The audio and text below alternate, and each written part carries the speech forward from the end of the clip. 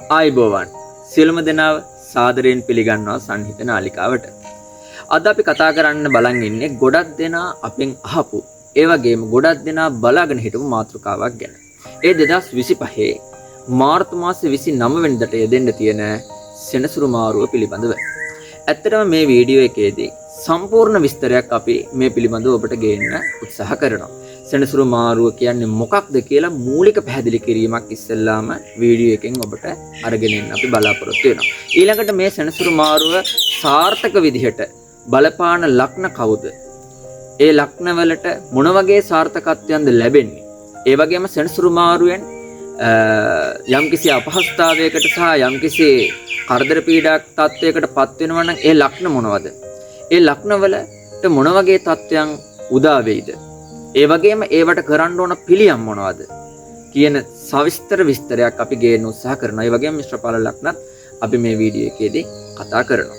ඉතින් මේ වගේ සවිස්තර විස්තරයක් ගේන අතර මේ වගේ ගැටලුකාරී තත්වයන්ට පත් වෙන අයට ඒ මොනවා හරි යන්ත්‍ර සම්බන්ධ පිළියම් තියෙනවා නම් ඒවට අවශ්‍ය කියන සියලුම කාරණාත් කලින් වීඩියෝ වලදී අපි සාකච්ඡා කරලා තියෙන බව මතක් කරන්න ඕනේ. ඉතින් අද එහෙනම් අපි බලමු 2025 මාර්තු මාසේ 29 වෙනිදා යෙදෙන්න තියෙන මේ සෙනසුරු මාරුව පිළිබඳව. අදත් අපි මේ සඳහා ආරාධනා කර සිටියා ජ්‍යොතිර්වේදී, ශාස්ත්‍රවේදී, නීතිඥ අමිත බණ්ඩාර රත්නායක මහතාව. එතුමාව සාදරයෙන් පිළිගන්න ගමන් එහෙනම් අහලා දැනගමු සෙනසුරු මාරුව අපේ ලග්නවලට කොහොම බලපානවද කියලා.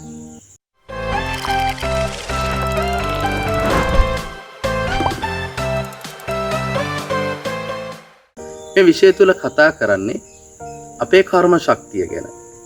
අපි බුදුදහම තුලත් ජ්‍යොතිර්විද්‍යාව තුලත් පොදුවේ විශ්වාස කරනවා අපි ඉපදෙමින් මැරෙමින් යන ක්‍රියාවලියක ඉන්නේ කියලා.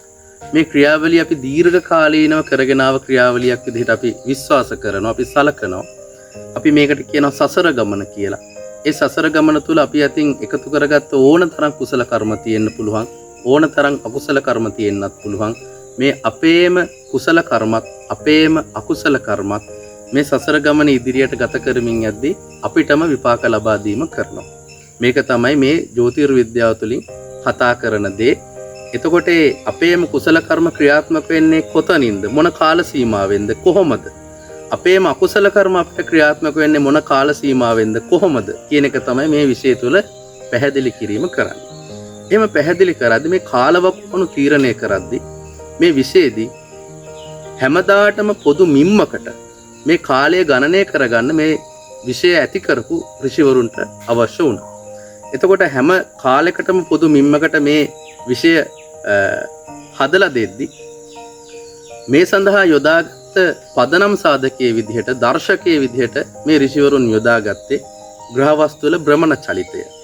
ඒකින්ද තමයි අදටත් සිකුරු, සෙනසුරු, බුධ, ගුරු වගේ සංකේතත් එක්ක ග්‍රහවස්තුත් එක්ක මේ විෂය ගලාගෙන ඉදිරියට යන්නේ.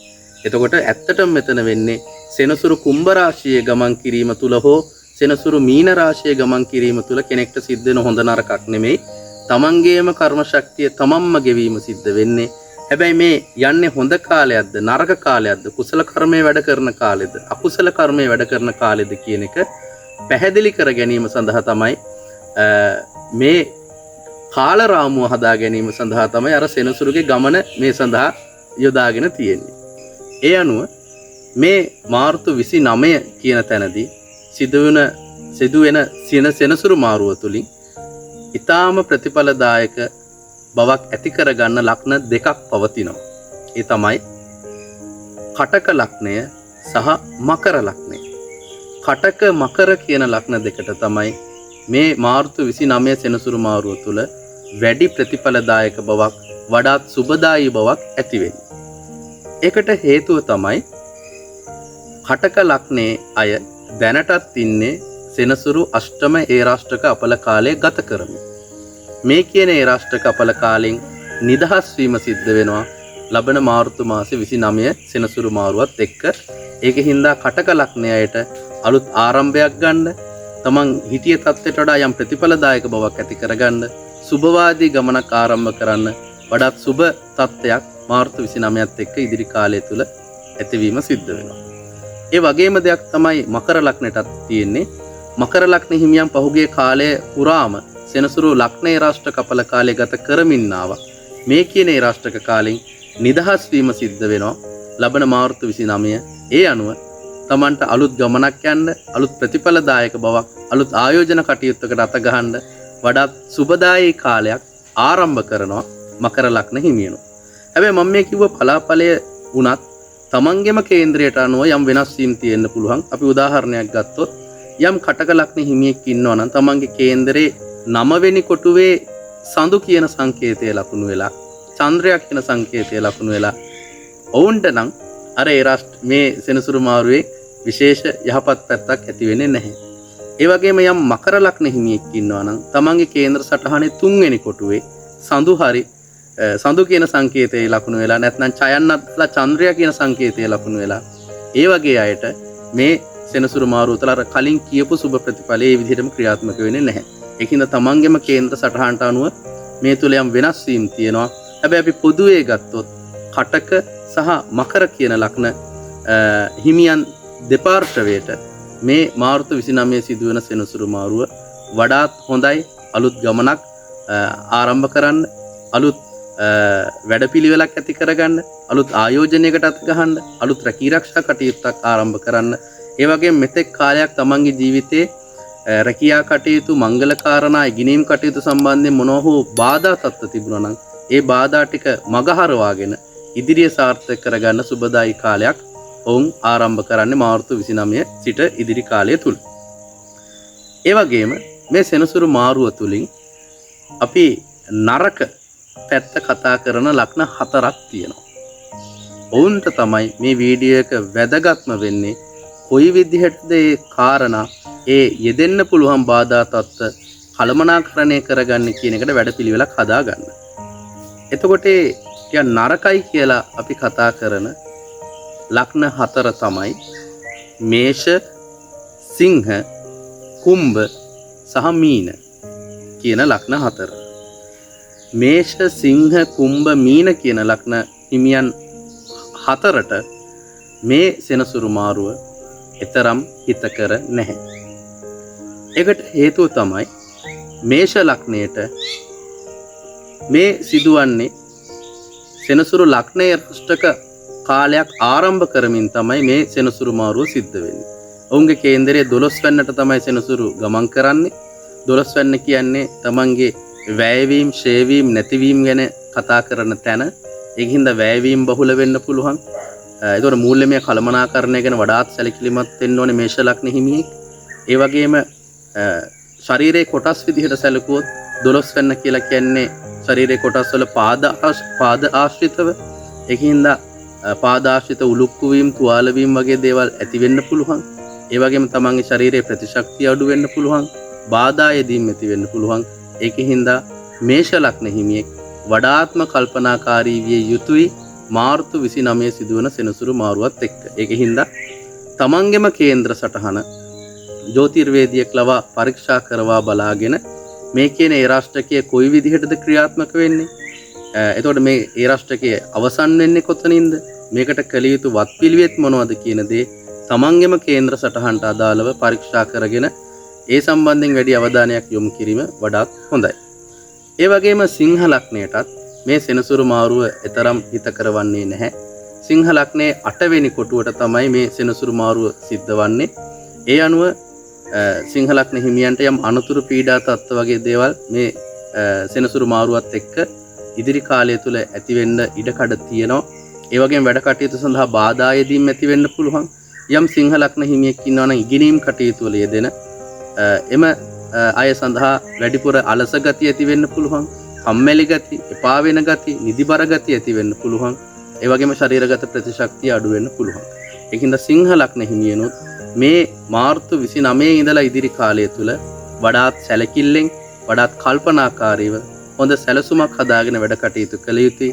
තමන්ගේම කේන්ද්‍ර සටහන ජ්‍යොතිර්වේදියෙක් ලවා පරීක්ෂා කරවාගෙන තමන්ට මේ වෙනුවෙන් කරන්න ඕන කරන සැලැස්ම හදාගන්න එක හොඳයි. කළ යුතු වත්පිළිවෙත් මොනවද? කොයි විදිහටද ඉදිරිය සැලසුම් කරගන්න ඕන කියන දේ දැන කියාගෙන මේ කොටසෙන් ඉදිරියට යන්න පුළුවන් නම් වඩා හොඳයි. ඒ වගේම මේ වෙන විටත් ඒ රාෂ්ට්‍ර කපලයක් ගත කරමින් පවතින කුම්භ සහ මීන ලග්න හිමියන්ටත් මේ තවදුරටත් මේ රාෂ්ටකයේ අකණ්ඩව පවතිනවා මේ සෙනසුරු මාරුවත් එක්ක. ඒකින්ද කුම්භ ලග්න හිමියන්ට වගේම මීන ලග්න හිමියන්ටත් තවදුරටත් අපිට ඒ රාෂ්ට්‍ර කපල කාලය බලාපොරොත්තු වෙන්න සිද්ධ වෙනවා මේ සෙනසුරු මාරුවත් එක්ක ඉදිරි කාලය තුල.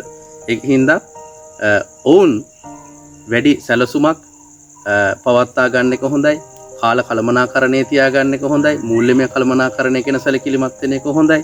අලුතෙන් ලොකු ආයෝජන කටයුතු වලට අත ගහන්න බලාපොරොත්තු වෙමින් ඉන්නවා නම් ඒක කල්පනාකාරීව ඒ කටයුතු මෙහෙයව ගන්න එක හොඳයි.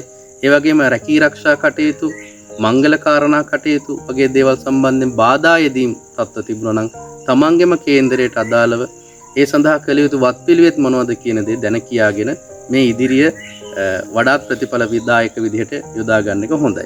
එතකොට අපි මේ සෙනසුරු මාරුවත් එක්ක මේ විෂය තුල වඩාත් හොඳ ප්‍රතිඵල ඇති වෙන ලක්න දෙකක් ගැන කතා කළා. කටක සහ මකර ලක්න හිමියන්. ඒ වගේම මේ සෙනසුරු මාරුවත් එක්ක ටික බාධා යෙදීම් පැත්ත වැඩි වෙන වඩාත් පරිස්සම් වෙන්න ඕන කරන ලක්න හතරක් ගැන කතා කරා.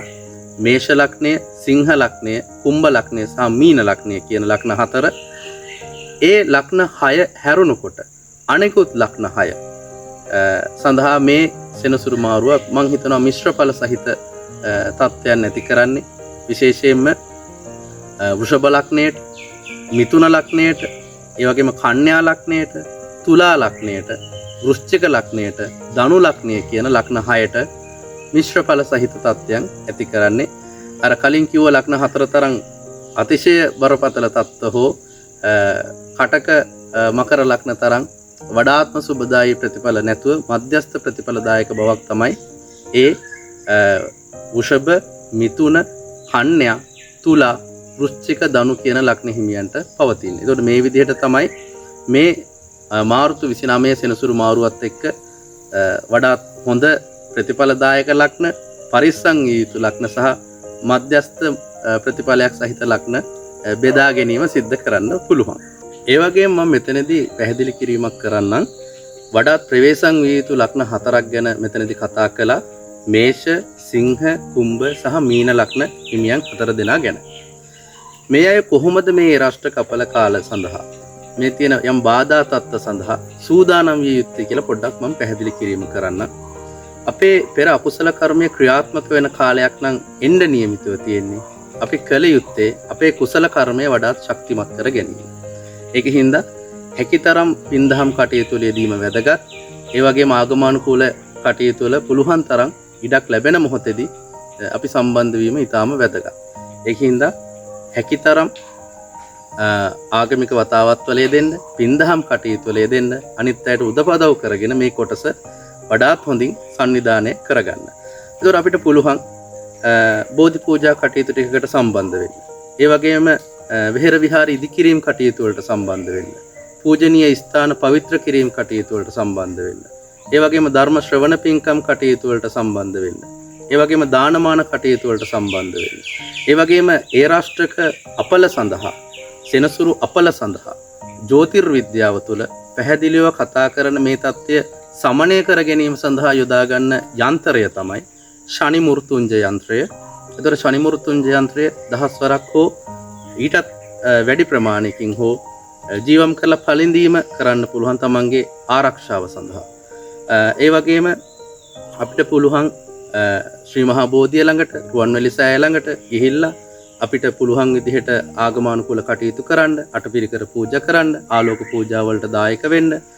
ඒ වගේම අපිට පුළුවන් රෝගී පිරිස් වෙනුවෙන් බෙහෙත් ද්‍රව්‍ය දන් දෙන්න. ඒ වගේම රෝගී පිරිස්ට උපස්ථාන කරන්න. මේ ඕනෑම පින්දහම් කටයුත්තකින් අපිට යෙදෙන්න පුළුවන් ගැටලු ටික, ප්‍රශ්න ටික අපිටම පුළුවන් යම් මට්ටමකට පාලනය කරගන්න. ඒකින්ද වඩාත් හොඳයි මේෂ, සිංහ, කුම්භ, මීන කියන ලග්න හිමියන් 4 තමන්ගේම කේන්ද්‍ර සටහනට මේ ඉදිරි සෙනසුරු මාරුවත් එක්ක යෙදෙන අවහිරතා බාධා ටික මොනවද කියන එක තමන්ගේම කේන්ද්‍ර සටහනට අනුව පරීක්ෂා කරවාගෙන ඒ සඳහා තමන්ටම කළ යුතු වත්පිළිවෙත් මොනවද කියන දේ දැන හැඳුනගෙන ඒ සඳහා නිසි සැලසුමකට අනුව මේ ඉදිරි කාලයට මුහුණ දීම වඩාත් ප්‍රතිඵලදායක දෙයක් විදිහට මම සලකනවා. එතකොට මෙන්න මේ විදිහට තමයි මේ 2025 මාර්තු 29 රාත්‍රී 9:41ට යෙදීමට නියමිතව පවතින සෙනසුරු මාරුව මේ ලග්න හිමියන්ට ක්‍රියාත්මක වීමට නියමිතව තියෙන්නේ. හැම දිනම හිතේ ධෛර්යයෙන් ආත්ම විශ්වාසයෙන් තමන්ගේ ඉදිරිය සැලසුම් කරගෙන සාර්ථකත්වය ලබා ගන්න තමන්ගේම වැඩපිළිවෙල හදාගන්න කියන දේ මතක් කරමින් අදට නවතිනවා. ඔබ සියලු දෙනාට තෙරුවන් සරණයි. එහෙනම් ඔබ දැනගත්තා මොන වගේ ලක්නද සාර්ථකත්වයට යන්න පුළුවන් පහසු තත්ත්වයක් ඇති වෙන ලක්න මේ සෙනසුරු මාරුවත් එක්ක කියලා. ඒ වගේම මොන වගේ ලක්නවලටද ගැටලුකාරී තත්ත්වයන් මතුවෙන්නේ කියලා. සහ ඒවට කරන්න ඕන පිළියම් පවා අද මේ වීඩියෝ එකෙන් ඔබ දැනගත්තා. ඉතින් මේ කියන පිළියනුත් උපයෝගී කරගෙන ඔබේ සාර්ථකත්වය සඳහා මේ වීඩියෝ එකත් ඉවහල් කරගනීවි කියලා අපි හිතනවා. ඒක තමයි අපේ එකම පැතුම වෙන්නේ. ඉතින් ඒ විදිහට ඔබේ සාර්ථකත්වයට සුවපතමින් අපි ඔබෙන් සමුගන්නම්. මේ වීඩියෝ එක හොඳ නම් හිතවතුන් අතර ෂෙයා කරන්න. ඒ වගේම ලයික් කරන්න. අපේ නාලිකාවත් එක්ක නිතරම රැඳිලා ඉන්න අවශ්‍ය නම් අපේ මේ කියන නාලිකාව සබ්ස්ක්‍රයිබ් කරලා තියාගන්නත් අමතක කරන්න එපා කියන මතක් කිරීමත් ඇතුව අපි ඔබෙන් සමුගන්නවා. ඔබ සියලුම දෙනාට තෙරුවන් සරණයි.